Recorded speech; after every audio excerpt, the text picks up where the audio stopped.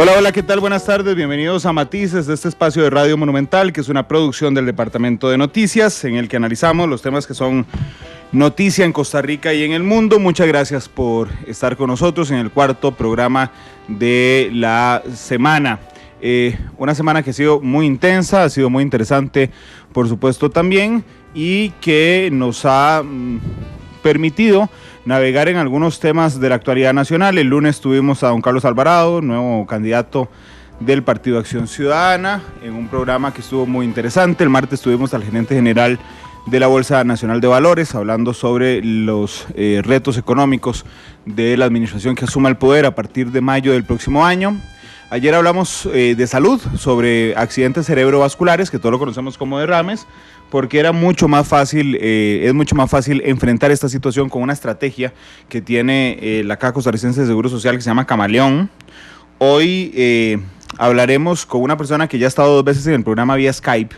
Es Juan Carlos Hidalgo, del Cato Institute en Washington. Es analista, además, de cadenas internacionales como CNN. En 2 ocasiones vía Skype y ha participado en el programa. Hoy está en Costa Rica. Yo le pedí que viniera hoy al programa para analizar justamente cómo ve la campaña electoral después de un polémico posteo en Facebook que puso en las últimas horas Juan Carlos Hidalgo, que para los tuiteros que nos siguen hasta ahora, JC Hidalgo en Twitter.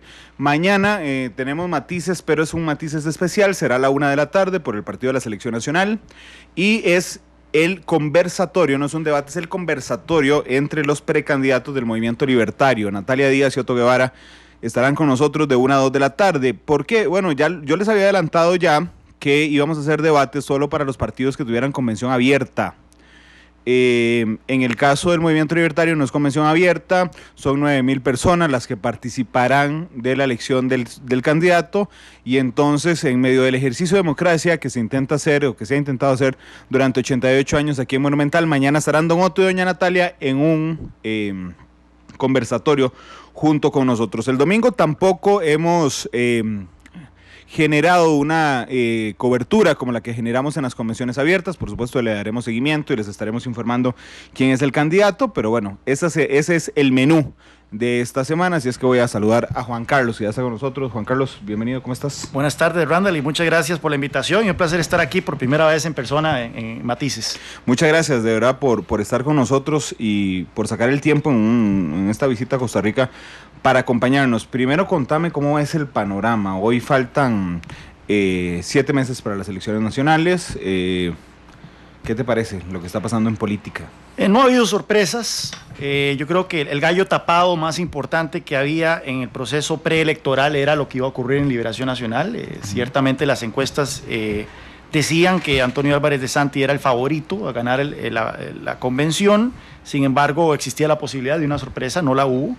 Y bueno, se ha ido confirmando, los favoritos han ido imponiéndose en estos procesos internos. Vemos a Antonio Álvarez de Santi en Liberación, Rodolfo Pisa en el PUSC, Carlos Alvarado en el PAC. No sorprendería que Otto Guevara sea el candidato en el Movimiento Libertario. Pero no ha empezado todavía la campaña. O sea, los dimes y diretes importantes no han empezado, las propuestas no han empezado, los intercambios, los debates no han empezado. Así que todavía todo está muy en el aire.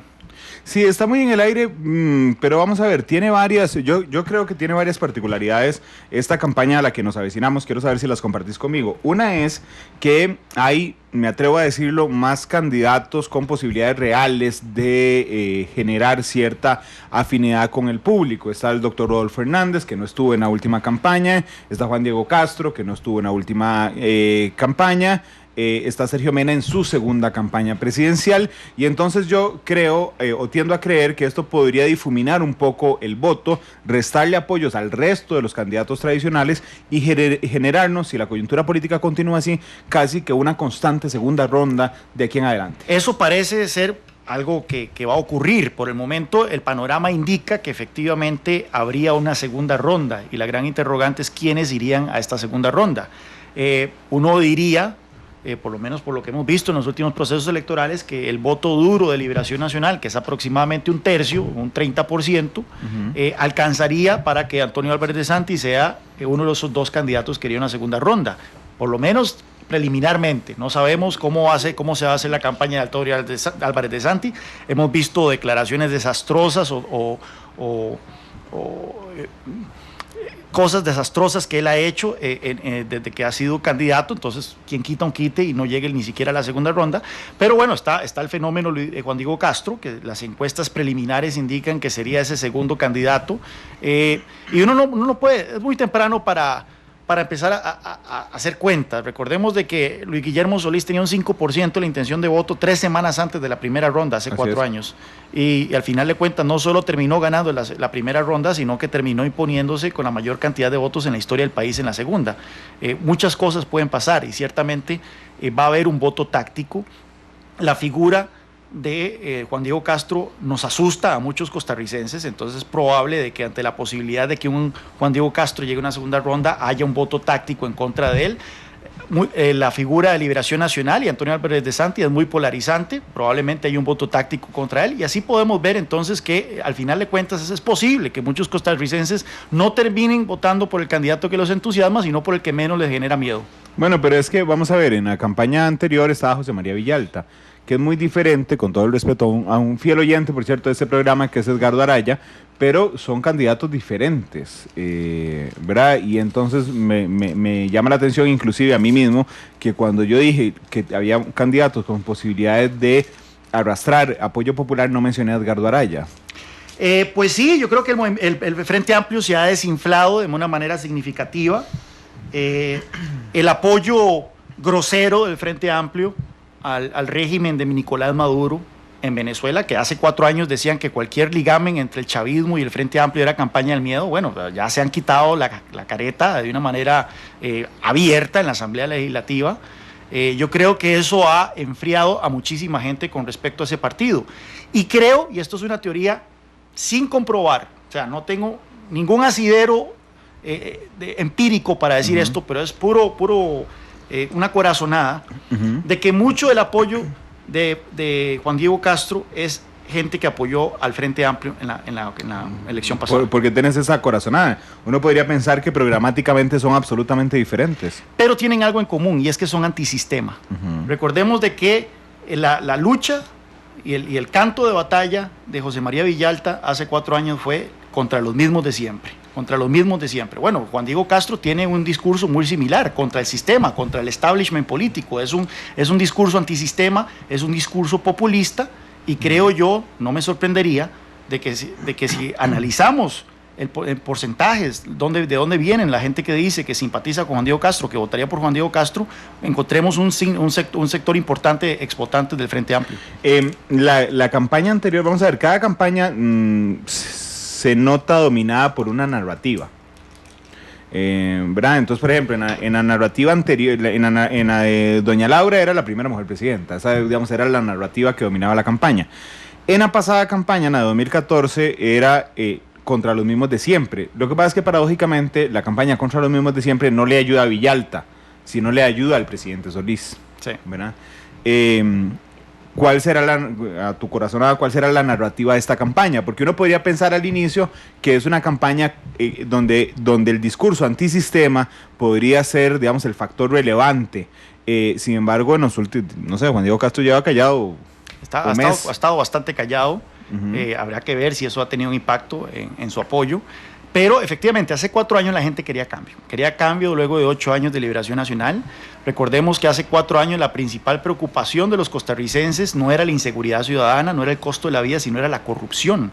Sí. Y la gente estaba en ese hartazgo, al punto que las encuestas indicaban que en una segunda ronda contra Johnny Araya, José María Villalta le ganaba a Johnny Araya, Otto Guevara le ganaba a Johnny Araya, Rodolfo Pisa le ganaba a Johnny Araya.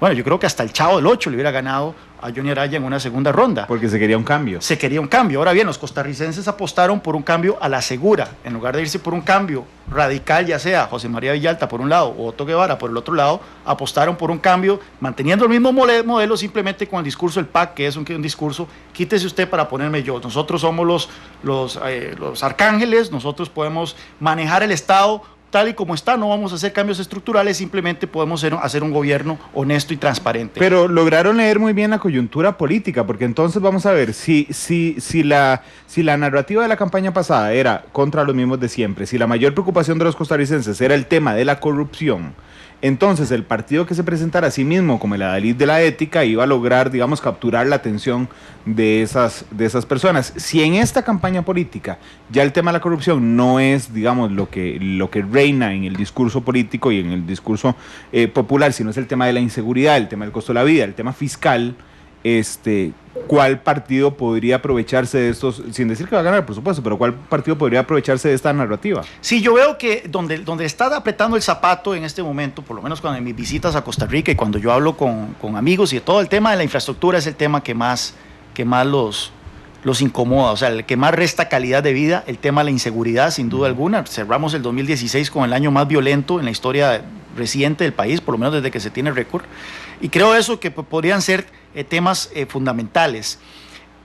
Ve vos, y yo no admito que no he entrado a leer a profundidad cómo fue que se estimó esto, pero ese informe de la Contraloría que dice que más de un 80% de los costarricenses cree que la corrupción más bien ha empeorado. Yo no creo que haya empeorado la corrupción en este gobierno, tampoco es que creo que sea un gobierno de manos limpias, pero ciertamente no creo que estemos en el nivel en que teníamos bajo los gobiernos de Liberación Nacional. Sin embargo, si fuese cierto esa percepción, parece que a pesar de lo que algunos percibimos de esta administración, hay un sector importante de la población que todavía cree que la corrupción sigue siendo un gran problema. Es ahí en donde puede entonces entrar el discurso antisistema, ¿verdad?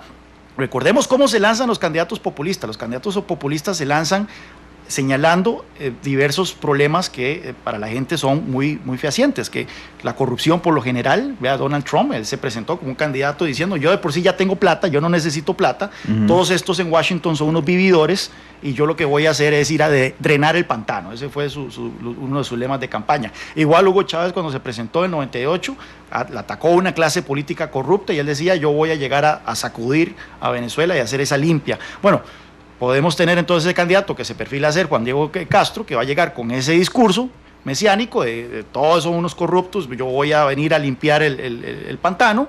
El tema de la inseguridad también, el discurso de que aquí se requiere mano dura, que se requiere empezar a tomar medidas drásticas en contra del crimen organizado, no importa si estas atentan contra la Constitución, no importa si estas atentan contra garantías individuales que están consagradas en la Constitución política, y el tema de la desigualdad. Ahora vengo a una conferencia en donde estábamos viendo unas cifras del Estado de la Nación, de que ya Costa Rica está por encima de la región latinoamericana en cuanto a desigualdad.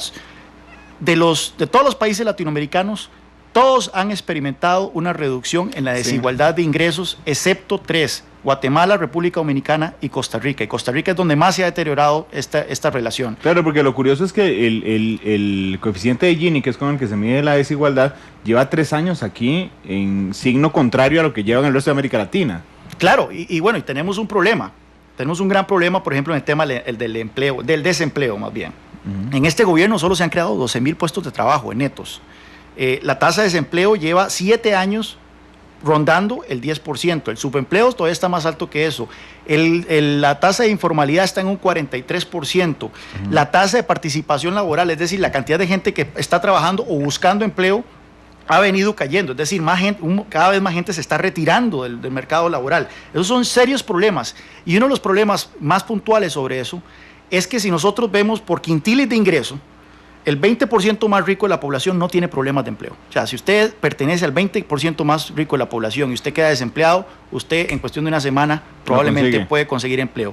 El grueso, sin embargo, si nos vamos al otro extremo, el 20% más pobre de la población, es ahí donde tenemos el problema de desempleo, es ahí en donde tenemos el problema de informalidad. Y esto lo que entonces está haciendo es acentuando la disparidad. Mientras hay si no hay problema de desempleo en el 20% más rico, esto quiere decir que los salarios, la competencia por esa mano de obra es más alta y los salarios van a ir creciendo más altos, mientras que el 20% más pobre tiene ingresos deprimidos porque no solo están desempleados, sino cuando encuentran oportunidades de trabajo son salarios más bajos. Yo creo que eso es una cuestión que tenemos que entrarle de lleno y eso es un problema que Costa Rica viene arrastrando y que es un problema estructural. Esto no se resuelve con traer una empresa, extranjera, inversión extranjera o algo. Esto se resuelve entrando faltándole a las leyes laborales de este país que están generando estas consecuencias. Bueno, claro, porque si traes una empresa extranjera de inversión extranjera directa, le generarás empleo al 20% más al 20%, que es el que tiene las capacidades que buscan esas empresas. Aquí yo no sé por qué, yo hay veces que cuando veo los debates que se arman en redes sociales y de toda la gente cree que ya el país, que veo cierto desprecio a la mano de obra poco calificada cuando, por ejemplo, anuncian empresas de industria que se van del país. Yo hay veces que leo reacciones en redes sociales donde dicen, mira, bueno, que se vayan, de por sí nosotros ya es mano de obra calificada lo que ofrecemos. No es el caso, el 60% de la mano de obra en Costa Rica es poco calificada y estas personas hay que buscarles una solución que parte en alguna medida por pasarlos por procesos de capacitación laboral para que puedan tener mayores especialidades, pero también se requiere, pensando en el largo plazo, de fuentes de mano de obra para esos sectores poco calificados. Sí, lo que pasa es que yo veo una contradicción ahí. El martes lo hablaba con el gerente de la Bolsa Nacional de Valores, porque ocurrió una cosa, creo que fue Víctor Morales Mora, el exministro de Trabajo, que en alguna ocasión Monumental le llega a decir, don Víctor, se va a ir tal empresa, y dice, no importa, porque viene esta otra, pero es que las características entre una empresa que se iba del parque industrial en Cartago a otra empresa de tecnología era, bueno, claro, pero la gente que sale desempleada de esta empresa de mano de obra no calificada en Cartago no va a conseguir empleo en la otra. Y lo otro que a mí me preocupa, el martes dije que me iban a odiar en redes sociales, pero bueno, me lo gano si es así, algunos, pero si es así, es el INA. A mí me preocupa tremendamente el INA. El INA yo siento que los gobiernos lo proyectan como una salida hacia futuro, pero a mí me parece que el INA podría ser una salida mientras tanto, y me explico. Estuve revisando los cursos que da el INA, ¿verdad? Entonces hay un curso de INA que dice costura para confección de ropa para dama. Ok, perfecto. Eso es un oficio que nos podría permitir en algún momento a mano de obra poco calificada obtener un trabajo que le permita obtener fuente de financiamiento para lograr calificarse. Pero es una salida transitoria para un sector de la población. Pero yo hoy, a esta altura de mi vida, que es donde me van a ganar las críticas en redes sociales, yo no le apostaría, digamos, por ejemplo, que un hijo mío estudie exclusivamente en el INA, porque me parece que lo que va a aprender es un oficio o un técnico que no le va a garantizar, digamos, ser mano de obra calificada en el futuro, contratada por las grandes empresas que llegan a Costa Rica. Mira, yo voy a decir algo muy polémico y probablemente también me van a odiar en redes sociales más aún, y es el tema de poner la carreta antes que los bueyes. Yo sé que el INA, aquí la visión que tenemos es que, mira, para la mano de obra poco calificada tenemos que entonces enviar a la gente al INA para que adquieran las capacidades, adquieran el conocimiento y de ahí pasan a las empresas. ¿Por qué no pensar en que la mano de obra se califique trabajando? Yo cuando hablo muchas veces con gente y les pregunto, mira, ¿dónde aprendiste a hacer esto? Gente que no pasó en la universidad, dice, lo aprendí trabajando, o sea, en el puesto de trabajo. Creo yo que esa insistencia en el INA como fuente única y exclusiva de capacitación laboral, creo que no es el enfoque que debería darse. ¿Qué sucede? Y ahí es donde el tema que voy a decir polémico. En Costa Rica tenemos un salario mínimo altísimo. Es el más alto de América Latina para mano de obra no calificada, con la excepción de una categoría en Panamá. Es altísimo. Y las investigaciones económicas son bastante certeras en que los salarios mínimos afectan la empleabilidad de las personas poco calificadas. Al aumentar artificialmente el costo de contratar a una persona, vis a vis la productividad de esa persona, y la persona poco calificada es menos productiva, o sea, genera menos riqueza por hora trabajada, bueno, entonces los patronos toman una decisión, no contratar o mecanizar la producción. Y esto entonces tiene un efecto muy discernible sobre el empleo. Ahora, por ejemplo, vea que recientemente, en los últimos años, en Estados Unidos, varias jurisdicciones, principalmente ciudades, han venido aumentando de una manera brutal el salario mínimo. A nivel federal, del gobierno federal, en todo Estados Unidos, el salario mínimo es $7.70, más o menos, si bien recuerdo bien. Hay ciudades como Seattle que han aumentado a $15, diciendo, mira, si aumentamos el salario mínimo, entonces los trabajadores van a tener más plata y todos vamos a estar mejor.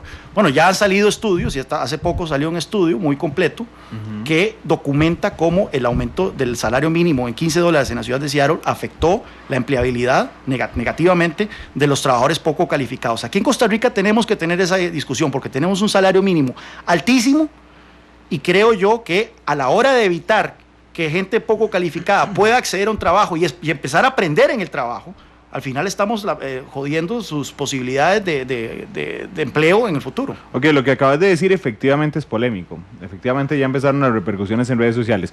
Pero si te interpreto bien, lo que querés decir es que cuando nosotros tenemos un salario mínimo alto o subimos el salario mínimo, generamos desempleo en la mano de obra no calificada. Se afecta la empleabilidad. Esto no quiere... en la circunstancia más extrema, la gente pierde el trabajo. En la circunstancia más real, se disminuyen las horas de trabajo o simplemente aquel empleador que hubiera pensado en contratar... Sí, bajan las expectativas. En contratar, digamos, 10 empleados, termina contratando 5.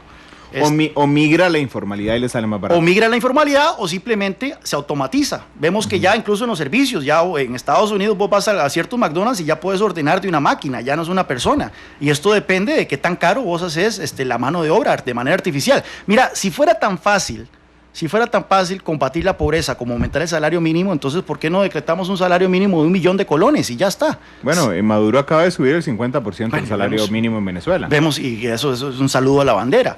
O sea, si es tan fácil combatir la pobreza, porque yo hay veces que leo el mismo Estado de la Nación donde dice, si se cumplieran las leyes de salario mínimo en Costa Rica, la pobreza caería 8% o algo por el estilo.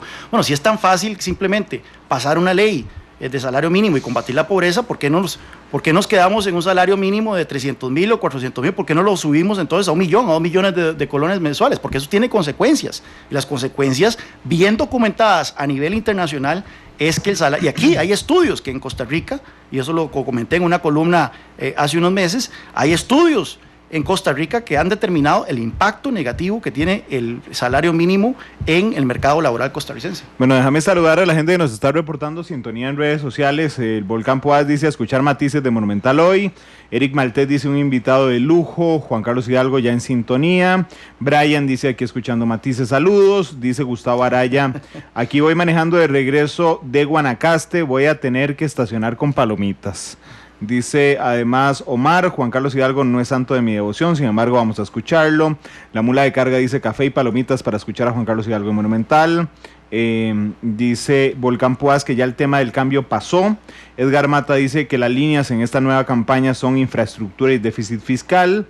Dice Álvaro: excelente acá escuchando en Monumental, verdades que duelen, pero es hora de despertar y salir de la burbuja. Dice Gustavo otra vez que las leyes laborales son de 1948 en Costa Rica, cuando el 65% de la población dependía de la agricultura y no la cambiamos. Adolfo dice: salario mínimo altísimo, ¿en qué mundo vive este tipo? Se refiere a Juan Carlos, por supuesto. Dice Mauricio Calderón que muy interesante el programa, que le gustaría que te refirieras al tema de la reforma fiscal, que ahorita le vamos a entrar. Y Mula de Carga te manda una pregunta directa. Dice: bueno, Juan Carlos, bajo este argumento que estás usando, ¿qué tal la educación dual? Mira, admito que la educación dual no es un tema que yo haya estudiado mucho. En principio me suena bastante interesante, pero no es un tema el cual le he entrado mucho. Es un tema que tengo pendiente para tratar en una columna, pero antes de eso tengo que educarme bastante. Yo sé que el modelo es Alemania, en donde efectivamente se ha hecho mucho énfasis en la educación vocacional. Eso es un tema interesante, vos sabés, porque hace unas semanas salió una columna en The Economist sobre el tema de la educación superior en América Latina, y uno de los temas que el columnista Michael Reed tocaba es de que tenemos que superar ese fetiche de que todo mundo tiene que ir a la universidad, ¿verdad? Porque al final de cuentas estamos produciendo muchísimos abogados, estamos produciendo muchísimos profesionales en ciencias sociales y de todo, que luego tienen problemas de empleo. O sea, la gente cree que por ir a la universidad ya es como una misión de vida, cuando muchos más bien podrían buscar su norte en educación vocacional, que es donde podría haber un énfasis bastante interesante. Y esto debería darse desde temprano, y es por eso que la educación dual ahí es donde viene a llenar eso, pero confieso que es un tema a que tengo que entrarle más a profundidad. Juan Carlos, de la publicación que hiciste en Facebook, que dije que era muy polémica, es que a mí yo me quedé ahí cuando la vi. Juan Carlos pone: de los candidatos presidenciales definidos hasta ahora, esta es la reacción que me generan en una sola palabra. Antonio Álvarez de Santi: asco. Juan Diego Castro: pavor. Rodolfo Pisa: sueño. Carlos Alvarado: náuseas. Bueno, esto fue un post en mi Facebook personal. No te guardaste nada. Esto fue un post en mi Facebook personal. Yo tengo 2 perfiles, precisamente los separé para poder permitirme comentarios más ligeros y más de chota en mi Facebook personal, a gente de confianza, amigos, y en el Facebook profesional o el Facebook público. Bueno, entonces estoy haciendo público algo que escribiste en confianza. Sí, lo escribí en confianza, pero nuevamente, en redes sociales la línea es muy tenue. Efectivamente, los 4 candidatos que ya están definidos me producen muchos resquemores. La figura de Antonio Álvarez de Santi, una figura acomodaticia, una figura oportunista, una figura de un político que ha tenido más de 30 años de carrera en la función pública y que no se le reconoce ni un solo logro, que cambia de posiciones de manera acomodaticia, que un día está a favor de los derechos de la comunidad LGTB y después sale a justificar el hecho de que hace 30 años como ministro de Gobernación impidió una convención de lesbianas aquí en Costa Rica, que criticó a Oscar Arias y ahora está de figura ultraleal del expresidente, que se salió de Liberación Nacional denunciando un cucarachero que era la Liberación Nacional y ahora regresa a ese partido como su candidato, que denunció a Figueres en la convención y ahora está buscando su apoyo. En fin, es una figura que no me produce buenos sentimientos estomacales, para ponerlo en ese sentido. Espérate, quédate un momento con Antonio Álvarez. ¿Qué te pareció la precampaña de Liberación Nacional? Bueno, una precampaña bastante animada, en donde al final de cuentas ambos candidatos se terminaron acusando de hacer fraude. Yo creo que había un ambiente más distendido en un nido de alacranes que en la convención interna del Partido de Liberación Nacional. Al final las diferencias de política pública eran mínimas y todo se resolvió como cuál era el candidato que garantizaba el triunfo de Liberación Nacional, porque al final de cuentas lo que le importa al liberacionista duro, el voto duro, es qué le conviene más a Liberación Nacional. La razón por la que mucha gente se opuso a José María Figueres, liberacionista, no era porque en particular le producieran dudas sobre su actuación ética, por el hecho de que se fuera del país por 7 años y no rindiera cuentas sobre sus asesorías a Alcatel, sino el hecho de que José María Figueres ponía en riesgo la victoria de Liberación Nacional en febrero. Esa es la razón por la cual muchos liberacionistas se opusieron a José María Figueres. No una cuestión de fondo, sino una cuestión de cuál era el candidato de conveniencia, porque para el liberacionista duro lo que más le importa a ellos es ganar las elecciones, acceder al poder y disfrutar de las mieles del poder, repartirse cargos públicos y lucrar de la función pública.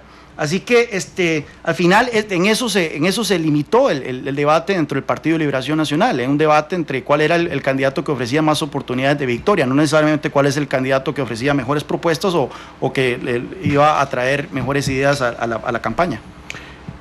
Vamos al otro que nombraste más, lo voy a poner en orden en que lo nombraste, Juan Diego Castro Pavor. Bueno, un populista autoritario,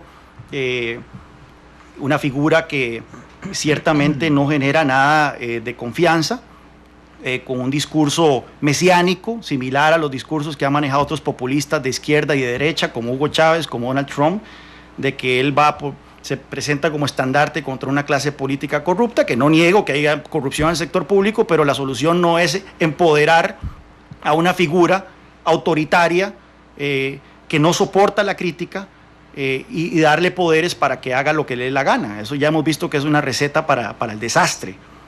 Así que me produce muchísimo pavor. Entiendo y comparto la desazón que siente un sector importante de la opinión pública sobre lo que vemos en materia de corrupción, de ineficiencia en el sector público, etcétera. Pero la solución no es quemar la casa, ¿verdad?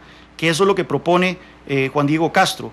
Y me produce muchísimo temor la posibilidad de que este señor pase una segunda ronda y eventualmente esté a un suspiro de ganar la presidencia. ¿Qué te parece? Vamos a ver, hace algunos meses cuando yo entrevistaba y hablaba con algunos analistas me decían, es que empezó muy antes.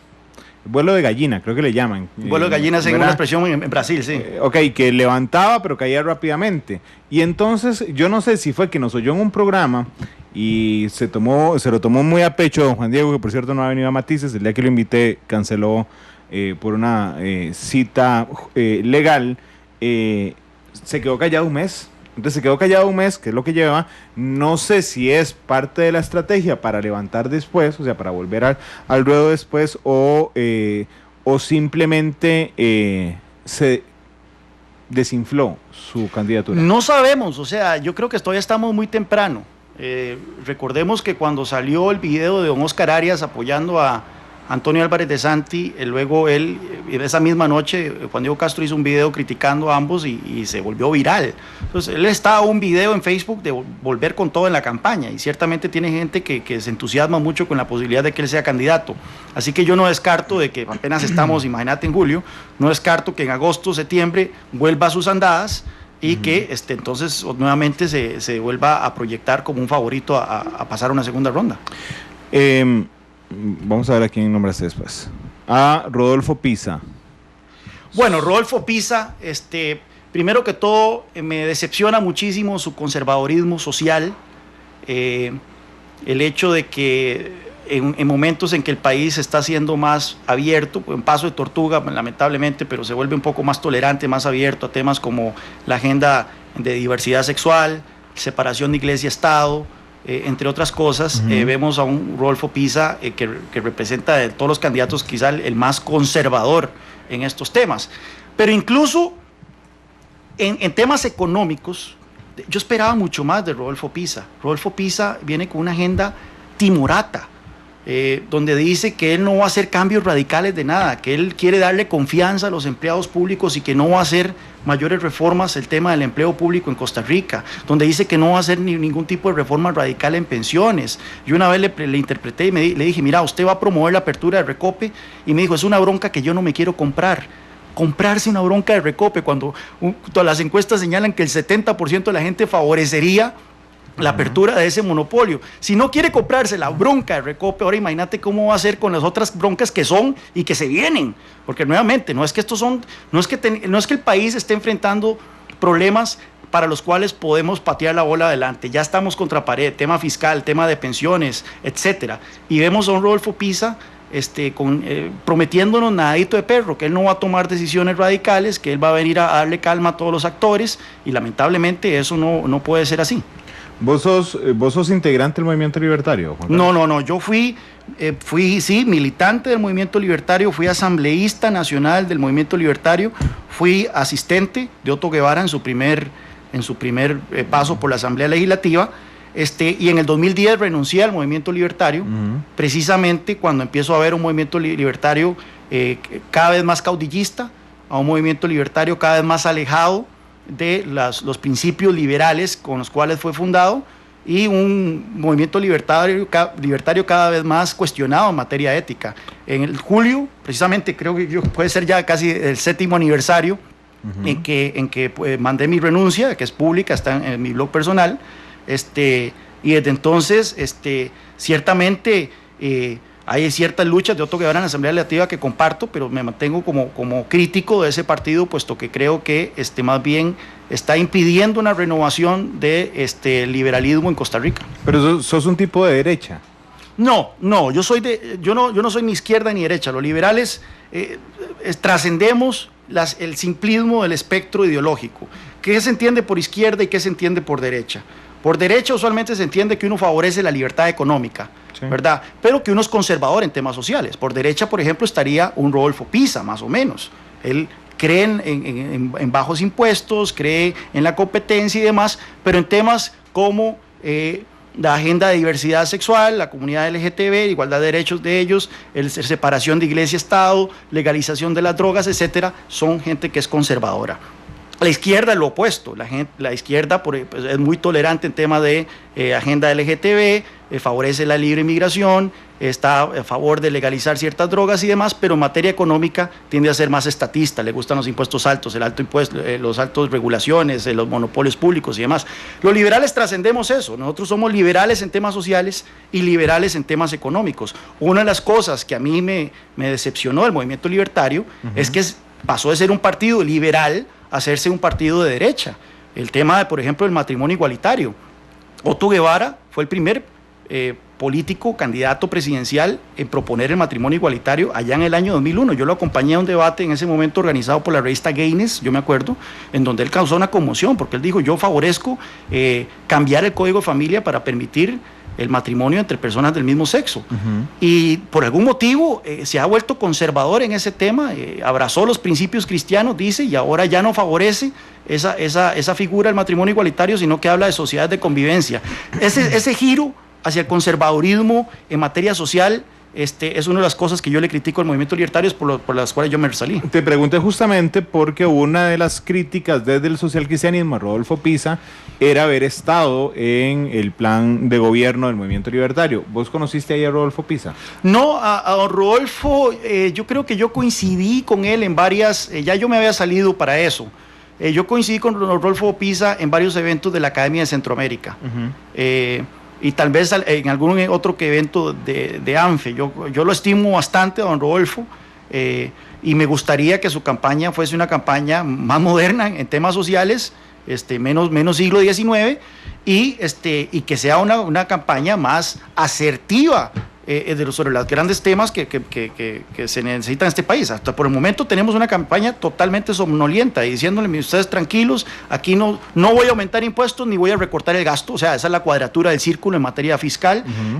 No voy a tocar el empleo público, no voy a hacer nada radical en pensiones, a pesar de que en 10 años nos quedamos sin pensiones de la caja. En fin, lamentablemente don Rodolfo Pisa está jugando un juego a la segura y creo que este país está listo y está deseoso de un candidato que tenga una agenda un poco más honesta y un poco más directa en estos temas. Estoy revisando porque tengo un montón de comentarios a esta hora en redes sociales. Bueno, nos faltan 3 para hacer tendencia 1. A esta hora en Costa Rica nos estamos ganando el machillo, pero bueno, no importa, es que mañana juega la selección nacional. Carlos Alvarado. Me llama la atención que algunos de sus seguidores lo presentan como el Macron, ¿verdad?, de Costa Rica, pero Carlos Alvarado, el mismo Macron, Emmanuel Macron, dijo que ya el debate a nivel mundial no es entre izquierdas y derechas, sino es entre apertura y proteccionismo, entre internacionalismo y nacionalismo. Y Carlos Alvarado precisamente representa proteccionismo, nacionalismo e ideas totalmente desfasadas. Carlos Alvarado podrá ser muy joven, tiene mi edad, 37 años, pero sus ideas son de Beto Cañas. Él básicamente propone el continuismo, no ha explicado exactamente cuáles son sus ideas. En algunos casos ha dicho, por ejemplo, que la Alianza del Pacífico, que es uno de estos grandes temas que revelan dónde están los candidatos, si entre apertura o cerrazón. Él dice que él está en contra de la Alianza del Pacífico, ha dicho que hay que regresar a la tierra. Vea usted cuando la cantidad de gente que se dedica a la actividad agrícola en Costa Rica va en disminución. Y no es que uno tenga nada en contra de la agricultura, porque yo cuando señalé esto en redes sociales me cayeron de que yo supuestamente odio la agricultura. No. Pero es que si nosotros vemos la tendencia histórica, es que entre más se desarrolla un país, menos es la cantidad de gente que se dedica a la actividad agrícola. Esto no quiere decir que la actividad agrícola deja de producir menos. Si nosotros vemos en Estados Unidos, hoy se producen más alimentos con un 2% de la población económicamente activa dedicada al sector agrícola de lo que se producía hace 100 años cuando era un 50% o más. Entonces esto no es una crítica a la agricultura, sino simplemente que no podemos venir en pleno siglo XXI a decir de que los jóvenes tienen que volver a la tierra como que el discurso de hace 30 años. Entonces me parece un candidato vacío, donde él dice que su lucha es contra el neoliberalismo, o sea, no ha superado ese discurso pretilero, ¿verdad? Y se presenta como un candidato joven, fresco, cuando sus ideas huelen a naftalina. Vamos a ver, ¿qué te parece Otto Guevara, que no lo citaste ahí. Otto Guevara, porque ahí no está definido. Sí, no está definido. A Otto Guevara lo estimo mucho como persona. Él, si no fuera por él, yo no habría llegado a trabajar en el Instituto Cato. Él me abrió las puertas como un joven sancarleño, el recién llegado a la gran área metropolitana ya en 1998. Él me abrió las puertas de su oficina para dicha que aclarás que sos sancarleño. Para fase ahí en redes sociales, ¿verdad? En alguna ocasión. Sí, me llama la atención a veces de que hay gente que me critica por ser sancarleño, como que no sé, o sea, como que creen que por señalar de que soy de la zona rural eso me resta credibilidad o algo por el estilo. A mí me llama la atención ese esnovismo vallecentralista, ¿verdad? Que alguna gente a veces manifiesta en redes sociales. Pero bueno, a Otto, él me abrió las puertas para que yo trabajara como él, como asistente ad honorem. Yo trabajé como asistente ad honorem de él por 3 años y bueno, le tengo mucho aprecio, pero eso no quita que como político yo lo pueda criticar y lo hago siempre de la manera directa, y él sabe que él y yo estamos muy en desacuerdo en la manera en que él se enquistó como caudillo del movimiento libertario,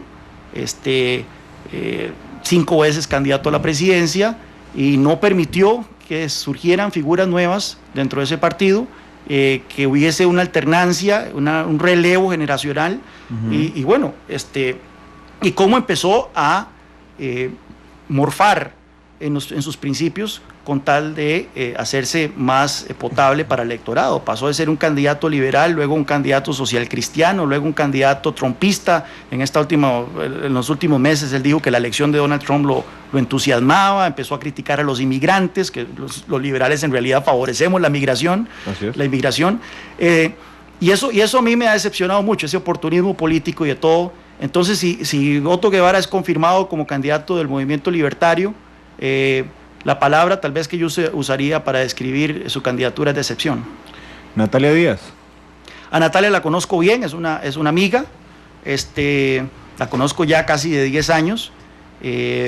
Natalia representaría esa renovación del movimiento libertario. Me gustaría que esa renovación no fuese únicamente etaria, o sea, no fuera simplemente de edad, sino también de ideas. Me gustaría muchísimo una Natalia Díaz que le haga la contra a Otto en estos temas sociales en donde Otto se ha vuelto de derecha. Pero vemos que no es así. Recientemente en un debate que tuvieron los dos, se me dio la oportunidad de hacerles unas preguntas sobre por qué no apoyan el matrimonio igualitario. Y me decepcionó mucho el hecho de que Natalia siguió la misma línea de Otto, diciendo no es prioridad y lo mío es sociedades de convivencia y no matrimonio igualitario. Entonces, me gusta el hecho de que una mujer joven como ella se haya posicionado en el debate político nacional y ojalá que permanezca como una figura relevante. Pero me hubiera gustado todavía más que ese relevo no simplemente sea un relevo de edad, sino también de ideas. Juan Carlos, ¿Edgardo Araya?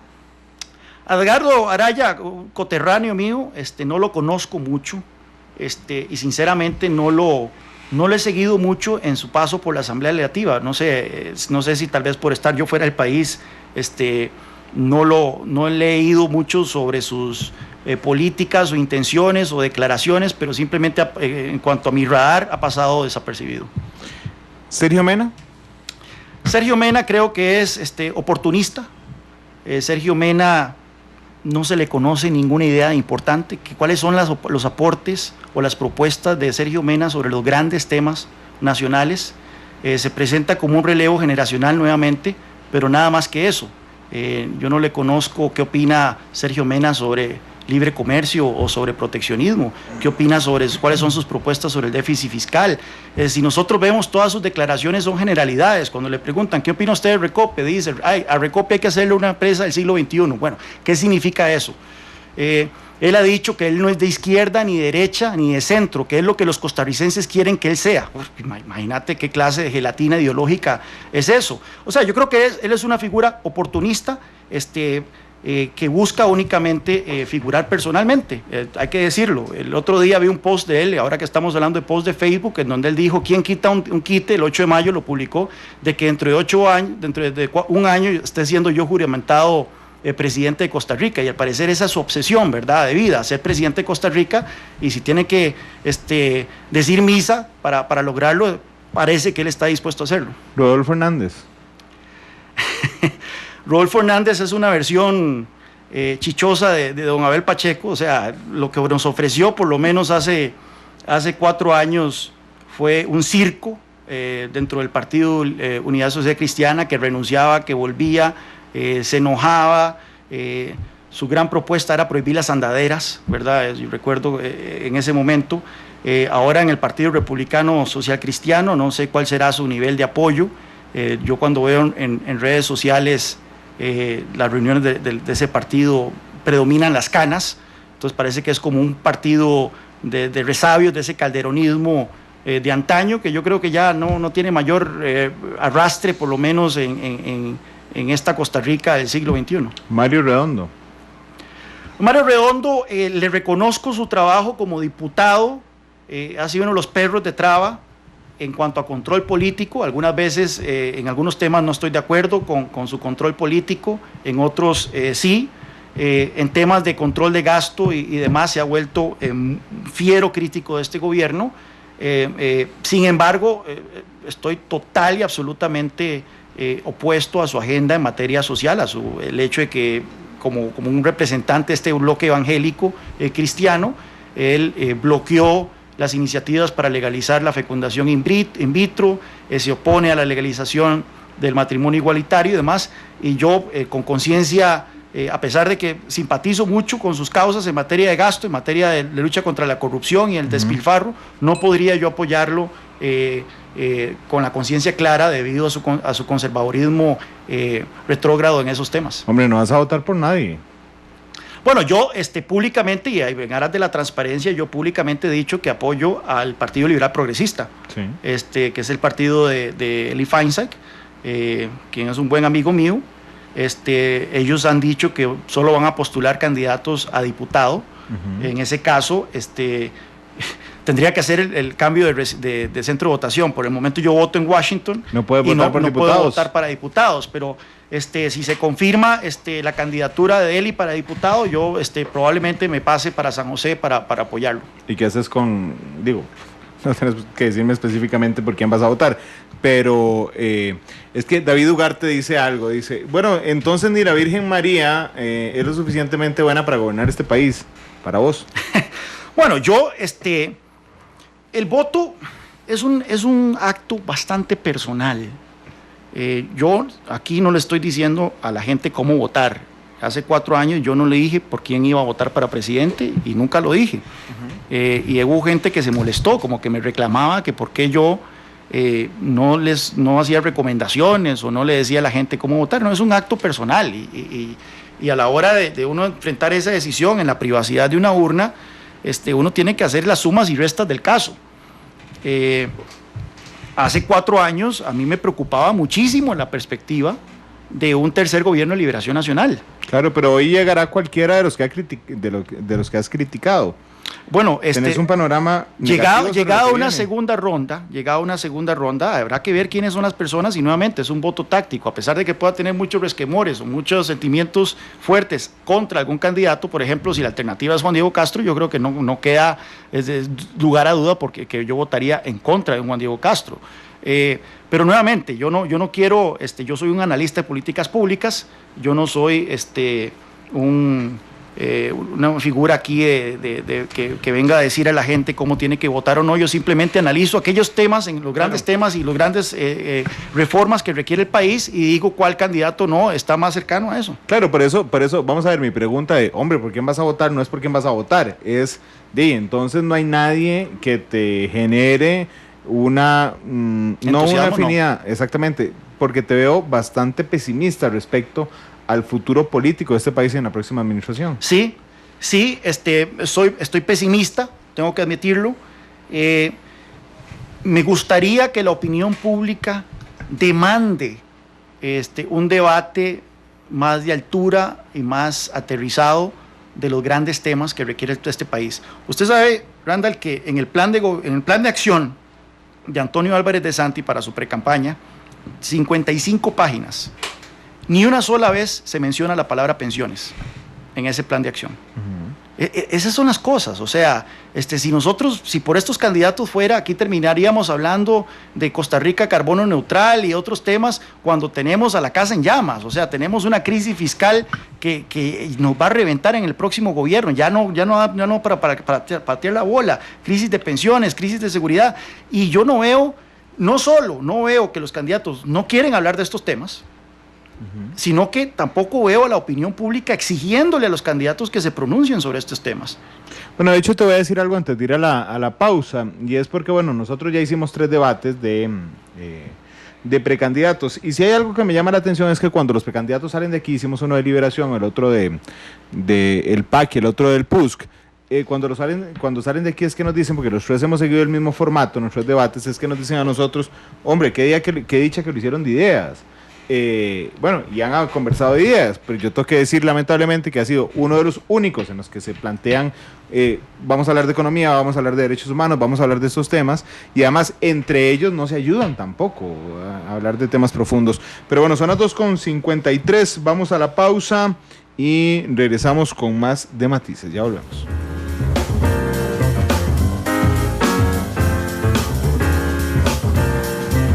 Gracias por estar con nosotros en Matices. Soy Juan Carlos Hidalgo, JC Hidalgo en Twitter, que nos tiene a un pelito de ser tendencia número 1 hoy. Ed Sheeran nos está ganando. Dejen de oír a Ed Sheeran un rato. Yo sé que canta bienísimo, pero espero ponemos una canción, pero háganos tendencia esta tarde. Bueno, lo dijiste muy rápido, qué temas hay de fondo que te preocupan, pero ¿cuáles temas te parece a vos que no se ha tocado para nada en la campaña?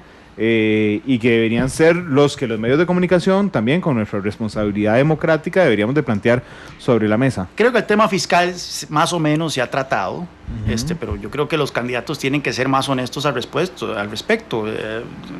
Antonio Álvarez de Santos, Carlos Alvarado tienen que decir abiertamente, favorecemos más impuestos y que dejen esos cantos de sirena en cuanto al gasto público, que diga exactamente qué van a hacer en cuanto al gasto público. Y en el caso de Antonio Álvarez de Santi, ¿por qué no lo ha impulsado durante su paso a la Asamblea Legislativa? Tuvo casi 4 años ahí, y ¿por qué no hizo nada al respecto? Impulsó cambios al respecto.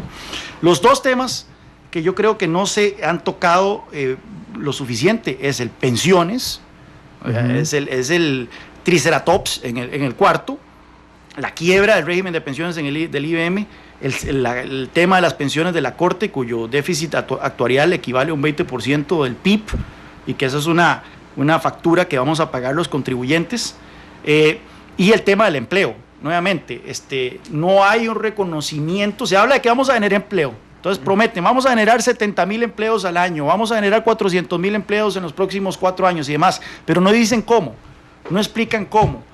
Y caer en cuenta de que el problema del desempleo en Costa Rica es un problema estructural, no es un problema coyuntural, no es que no se está generando empleo porque simplemente el gobierno no envía las señales correctas. Hay un problema del mercado laboral muy identificable, que ya lo mencionamos, un altísimo salario mínimo que afecta a la mano de obra poco calificada, cargas sociales que se encuentran entre las más altas de América Latina, y si fuéramos un país de la OECD, serían de las más altas de la OECD, y esto por supuesto que también tiene un impacto negativo en la empleabilidad. Esos 2 temas yo creo que no se están tocando lo suficiente. Juan Carlos, pero vamos a ver, entiendo tu tesis sobre el salario mínimo, pero digo, si alguien en este país va a decir voy a regular el salario mínimo, va a perder las elecciones al día siguiente. Totalmente, por eso es que yo no soy político.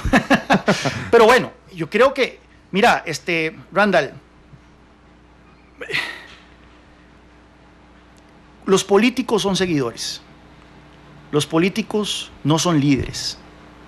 Los políticos no vienen a decirle las verdades al pueblo. Los políticos vienen a decirle al pueblo lo que el pueblo quiere oír. Y si el pueblo quiere pan y circo, los políticos les darán pan y circo. Porque lo único que buscan los políticos es ser electos, poder y lucrar del poder. Con pocas excepciones. Hay excepciones. No estoy diciendo que es el caso con todos los políticos, sí, pero es por la regla. Entonces, ¿de dónde tiene que venir el cambio? Si nosotros esperamos que el cambio venga de los políticos, nunca va a venir. El cambio tiene que venir de la opinión pública.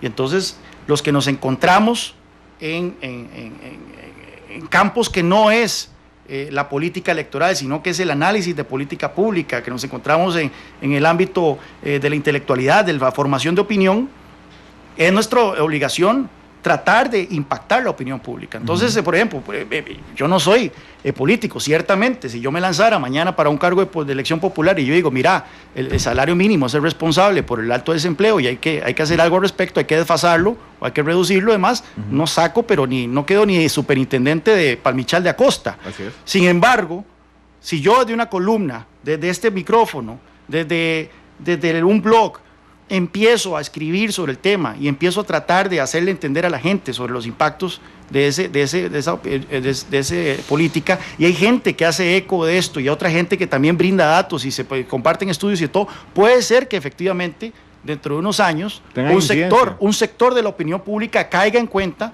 de que políticas bien intencionadas, porque nadie duda de la bien intencionalidad del salario mínimo o de las altas cargas sociales, o sea, pero que recordemos que el camino al infierno está empedrado de buenas intenciones. Políticas bien intencionadas están teniendo un impacto negativo sobre el mercado laboral costarricense. Claro, a mí lo que de alguna forma me preocupa y me desesperanza, Juan Carlos, es que vamos a ver, Costa Rica tiene muy buenos analistas y yo como director de Monumental, yo me siento orgulloso del nivel de analistas que tenemos nosotros en Monumental, incluyéndote por supuesto, pero además tiene organizaciones gubernamentales y no gubernamentales que son muy serias, digamos. Puede ser que uno no comparta, o en tu caso puede ser que no compartas alguna conclusión del Estado de la Nación, pero lo cierto es que el Estado de la Nación es un compendio riquísimo de datos para arriba y para abajo, ¿verdad? La Contraloría General de la República, con sus aportes, como en el caso de la percepción de corrupción, es interesantísimo. La Defensoría de los Habitantes también es súper interesante. Recién ha presentado el informe la defensora y dice, señores, algo tienen que hacer, ¿verdad? Pero en el caso de la Contraloría, por ejemplo, yo recuerdo que los últimos 5 años que he entrevistado a Marta Costa sobre el tema de la situación país en los 5, es como que agarre el capítulo fiscal, el capítulo económico, lo pegue, le cambie los datos, los tire un poquitico para arriba, porque todos los años sube el déficit fiscal, y dice lo mismo, y cierra con lo mismo, no hay tiempo para más, hay que hacer algo ya, pero yo no veo que incida. Lamentablemente, bueno, ahora tenemos una oportunidad en esta elección para demandar de la clase política soluciones a estos problemas. Pero la respuesta está en nosotros, como decía Shakespeare, la culpa, querido Bruto, no está en las estrellas sino en nosotros mismos. En este caso, nos corresponde a nosotros como opinión pública exigir que estos candidatos no solo nos aterricen su atención en estos grandes temas que merecen atención, sino que también nos expliquen el cómo. No se vale simplemente venir a decir, mira, el empleo es un problema y prometo generación de empleo. Bueno, ¿cómo van a hacer esto? Porque prometer sin explicar cómo van a implementar estas medidas es muy fácil. Ahora bien, la situación coyuntural que se enfrenta, a la que se enfrenta Costa Rica, ¿cuál te ha parecido el desempeño de esta administración con los temas que son vitales? ¿Pateó la bola la administración Solís Rivera o se metió de lleno a solucionarlos? Hay un tema que yo le reconozco muchísimo a la administración Solís Rivera y no me canso de aplaudirle, y es el tema de la inflación y el control de la inflación. La inflación había sido, hasta hace unos pocos años, uno de los grandes flagelos económicos del país. Nos acostumbramos por muchos años a tener tasas de inflación de 2 dígitos, con la consecuente efecto, ¿verdad?, que eso tiene principalmente en los sectores más pobres. La inflación es altamente regresiva. La gente de dinero se puede proteger de la inflación con divisas, teniendo dólares o comprando bienes, comprando activos, mientras la gente pobre, el único activo que tiene es su ingreso en colones que cada vez valen menos. Entonces, en ese sentido, yo le reconozco a la administración Solís la lucha contra la inflación como su gran virtud. Ahora bien, en tema comercial me parece lamentable el hecho de que esta es una administración altamente proteccionista, que nos ha comprado una bronca con México por el tema del aguacate, ha cerrado fronteras de manera absurda para otros productos, se negó a ingresar a la Alianza del Pacífico. En tema fiscal, este gobierno aceleró el aumento del gasto que se venía experimentando en los gobiernos de Liberación Nacional y está pateando la bola de una manera olímpica para que esto le quede a la próxima administración, igual en el tema de pensiones. Y bueno, En los últimos meses hemos visto un aumento impresionante de propaganda gubernamental, y tratando de vendernos un relato, ¿verdad? Es un relato de un presidente pura vida, un presidente bonachón, que se vaya a la bohemia a echarse los tragos mientras ve el partido de la CL, que lo ven bailando tango en la FIA, que toca el piano y demás, y al parecer hay un sector de la población que esto le encanta, y ahora dicen que es el mejor presidente que hemos tenido en 30, 40 años simplemente porque toca el piano, ¿verdad? Y nuevamente, esas son las cosas que a mí me desaniman un poco, que hay un sector importante de la población que se queda en las formas y no ve los serios problemas que este gobierno está esquivando y está heredando a las próximas administraciones. Vamos a ver, en el tema económico, en el discurso del presidente Solís del 2 de mayo, que este año se hizo 3 de mayo, en ese discurso, el presidente Solís, recuerdo que dice, mantenemos la estabilidad económica. Ok. El tema de la inflación está claro, el tema del tipo de cambio tuvo un ligero socollón hace 2 meses más o menos, pero ¿cuánto nos ha favorecido un contexto internacional muy estable? Que si no fuera por ese contexto internacional, Juan Carlos, hoy no estaríamos disfrutando de las mieles de un tipo de cambio estable y de una inflación baja. Bueno, la inflación es en todo momento y en todo lugar un fenómeno monetario. Entonces la inflación, la última instancia, o sea, la última responsabilidad es por el Banco Central de Costa Rica. Y así como cuando hubo inflaciones altas había que sentar la responsabilidad en la dirección del Banco Central, en las autoridades del Banco Central, ahora hay que reconocerles a las autoridades del Banco Central que han logrado controlar la inflación. Ahora bien, tenemos en Costa Rica una cuestión con el mercado cambiario, y es que nuevamente somos una economía abierta, no tenemos controles de capitales, somos una economía pequeña, una economía altamente dependiente del intercambio con Estados Unidos, y esto por supuesto que entonces expone el tipo de cambio a este tipo de socollones y variaciones y volatilidad perennes, y si queremos un tipo de cambio estable, una inflación baja y apertura comercial, es muy difícil lograr calzar esas tres cosas. Sí ha habido estabilidad macroeconómica, pero nuevamente esta puede ser la calma antes de la tormenta. El déficit fiscal, el nivel de deuda ya alcanza el 50% del gobierno central, 50% del PIB. Hay una cosa que se llama la ley de Stein, que dice que si algo no puede continuar para siempre, en algún momento se tendrá que detener. No podemos seguir endeudándonos de manera como se ha venido endeudando el gobierno. En algún momento se va a detener, y ya sabemos cuáles son las consecuencias del tipo de crisis que ocurren cuando un gobierno va a la bancarrota. Veamos los ejemplos en América Latina, veamos los ejemplos en Europa con Grecia, o veamos el ejemplo que tuvimos aquí en Costa Rica en los años 80 con el gobierno de Carazo.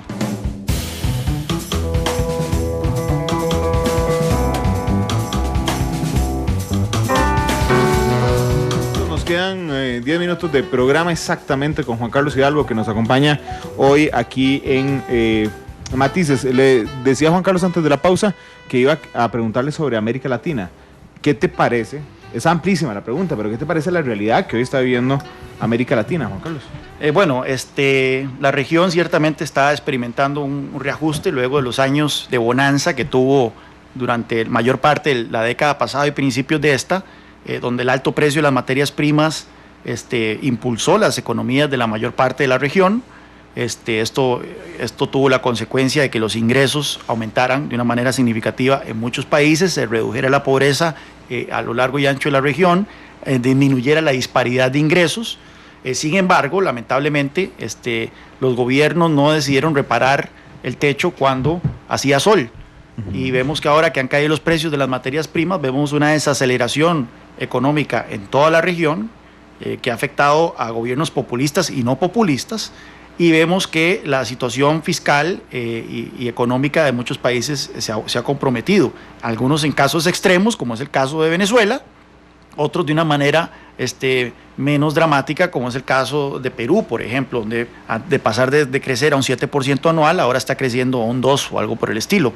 Pero sin duda alguna, la región, la lección que hay que sacar de esto es que no se hicieron las reformas que se debieron de haber hecho en su momento, reformas estructurales a los mercados laborales para disminuir principalmente la informalidad, que yo creo que es el gran flagelo que sufre América Latina. 1 de cada 2 latinoamericanos que trabajan están en el sector informal. Para ser más competitivos, aumentar la productividad y no se depender simplemente de la venta de materias primas. Y en términos políticos, vamos a ver, se ha hablado siempre de la teoría del péndulo, ¿verdad? Que América Latina se va a un lado, después se vuelve a otro. Y bueno, yo era un poco incrédulo de la teoría del péndulo. Sin embargo, en los últimos años me parece que tiene cierta verdad, porque América Latina se corrió hacia la izquierda muy fuertemente muchos años, particularmente Suramérica, ¿verdad? Y creo que Macri en Argentina y las últimas elecciones en Ecuador marcan efectivamente, digamos, un desplazamiento, y en la crisis de Venezuela, por supuesto, un desplazamiento nuevamente del péndulo que tal vez va llegando ahorita al centro. Sí, tampoco es que se está yendo a la derecha, ¿verdad? Nosotros vemos que efectivamente las políticas económicas impulsadas durante la época de bonanza, que coincidió con la llegada al poder de muchos gobiernos de izquierda y centroizquierda, ahora que ha caído el precio de las materias primas, reflejan grandes contradicciones y grandes realidades que no son sostenibles, principalmente en materia fiscal. Entonces vemos en Argentina cómo la inflación nuevamente, después de haberse combatido durante los años 90, volvió a convertirse en un gran problema y llegó a un punto en que estaba en el 40%, precisamente por esa insostenibilidad fiscal. Vemos que en Brasil también la inflación alcanzó un nivel no visto en más de una década, ni qué decir en Venezuela, ¿verdad? Entonces, esto ha hecho que efectivamente el electorado gire hacia políticos más de centro que proponen medidas de austeridad, proponen tratar de poner en orden las finanzas estatales y tratar de poner un poco de más de seriedad macroeconómica. Tampoco es que las masas estén seriamente convencidas. Yo siento que en Argentina, por ejemplo, todavía no es claro de que la mayoría de los argentinos quieren una reducción de los subsidios o quieren una reducción del gasto público, claro. Y esos son los grandes problemas que está enfrentando Macri. Vemos que en Brasil el presidente Temer, que todavía es presidente, pero en cualquier momento...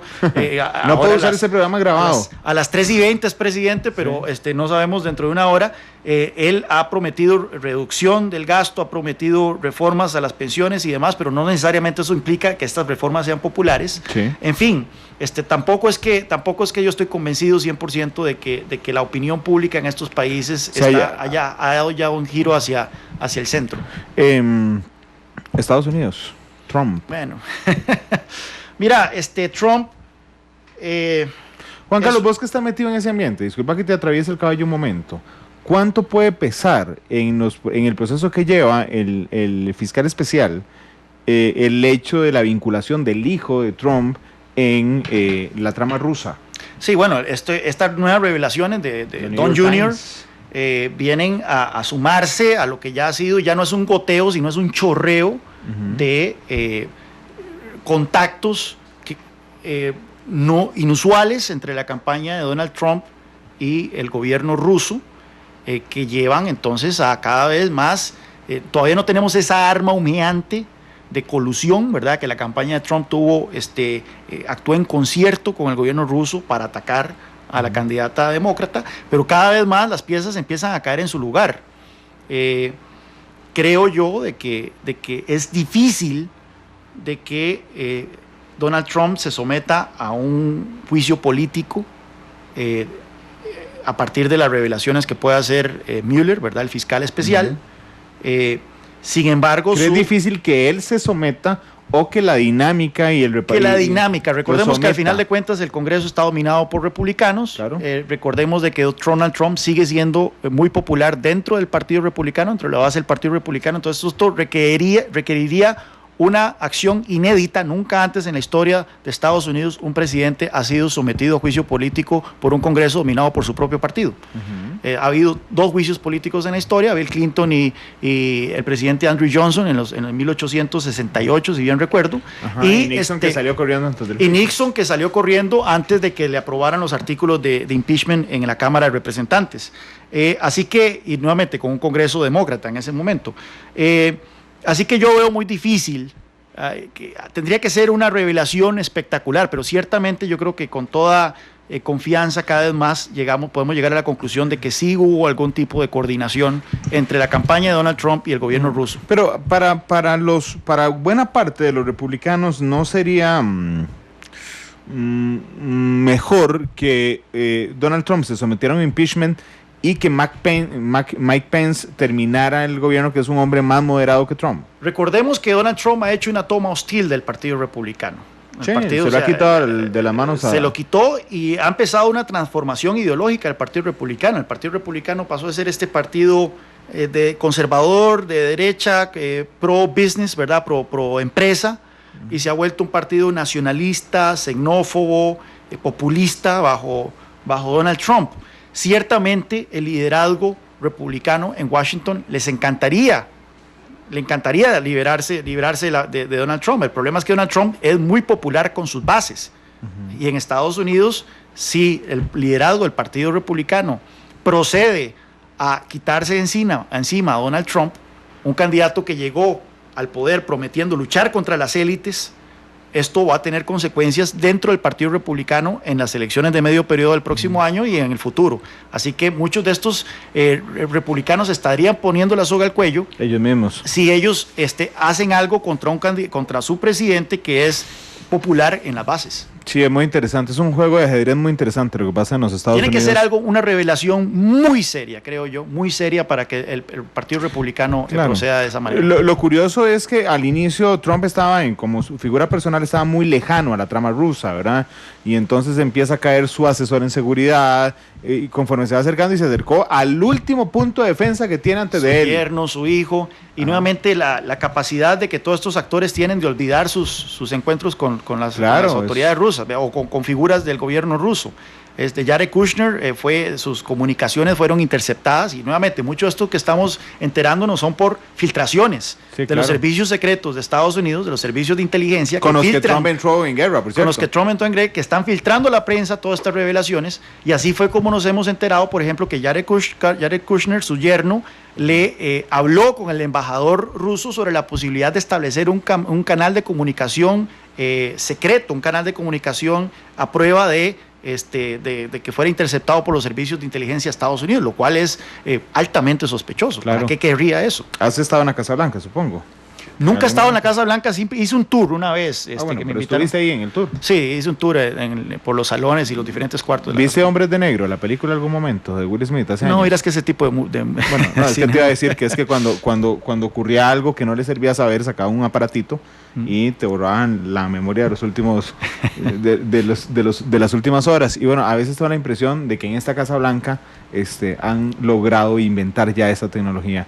A todos se les olvida el contacto. Todo se les olvida, o sea, yo no sé qué tan frecuente uno se puede reunir con el embajador de Rusia, ¿verdad? Pero que se les olvide ese tipo de reuniones es ciertamente sospechoso. Trump, ya esta es la última apreciación, pero Trump debe estar arrepentidísimo, creo yo, de haberse peleado con los servicios de inteligencia. Creo que es una guerra que está perdiendo la Casa Blanca. Y nuevamente, tal vez era una guerra innecesaria, ese es el detalle. Una guerra innecesaria, es un tema interesante, porque, o sea, los servicios de inteligencia ciertamente ven algo que ellos sienten que el público tiene que saber. Entonces uno se pregunta, o sea, ¿qué es lo que hay ahí? Porque al final de cuentas, estas filtraciones en realidad no deberían de estar ocurriendo. O sea, si somos legales, los servicios de inteligencia, que son órganos del Estado profundo, como se llama el Deep State, no deberían entrar en guerra contra su jefe y contra el presidente electo de los Estados Unidos. Pero en este caso, ciertamente los servicios de inteligencia están viendo cosas que ellos sienten que el público debe saber, y que es su obligación, su mandato constitucional, hacerle saber al público estadounidense esto. Y esto es entonces altamente inusual y preocupante. En nombre de la República. Nombre de la República. Al final de cuentas, es el juramento que hacen los oficiales de Estados Unidos no es un juramento de lealtad al presidente de Estados Unidos, es un juramento a la Constitución de Estados Unidos. Y es ahí en donde al final de cuentas deben de estar las lealtades de estos funcionarios. Juan Carlos, te agradezco mucho. Un placer, como siempre, y ojalá que no sea la última vez que me invitan aquí al estudio, ¿verdad? No, cada vez que vengas a Costa Rica avísame para aprovechar. Juan Carlos, muchas gracias de verdad. Y nos vamos con Oasis. Whatever. ¿Por qué esa canción? Es como mi canción favorita. Es una canción con una letra bastante liberal, por cierto. Vamos a sonarla en Monumental. Mañana a la 1, conversatorio entre precandidatos del Movimiento Libertario. Feliz tarde.